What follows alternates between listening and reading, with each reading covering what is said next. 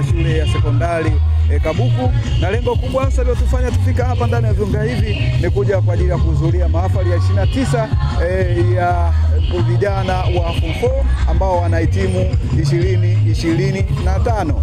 Ambatana misambamba, tuende nikupeleke ukaone namna maandalizi yalivyokuwa hapa ndani ya viwanja na namna vijana ambavyo wamejiandaa kuhusiana na siku ya leo, siku yao kubwa ambayo ni siku ya mahafali ya 29 mwaka 2025. Kwa kujuza kabisa ni kwamba tulikuwa kwenye maandalizi tofauti tofauti, lakini leo ndo siku hasa rasmi ya kufanya mahafali ya 29 ya vijana wa Form 4 ambao tunatarajia mwakani, kwa maana 2026 watakwenda kidato cha 5 kutokea hapa ndani ya shule ya sekondari Kabuku. Kama hujajua location ya shule ya Kabuku inakopatikana, ni shule kongwe ambayo inapatikana ndani ya mji huu wa Kabuku, pembezoni kidogo mwa barabara kuu ya kwenda Arusha lakini kwenda Tanga. Tunatarajia kwamba kutakuwa na wageni mbalimbali, tukitarajia kwamba mgeni rasmi nitakujuza hapo baadaye atakuwa ni nani, tutamsikia ni nini atakizungumza, lakini kuna mambo mengi mazuri yanaandaliwa hapa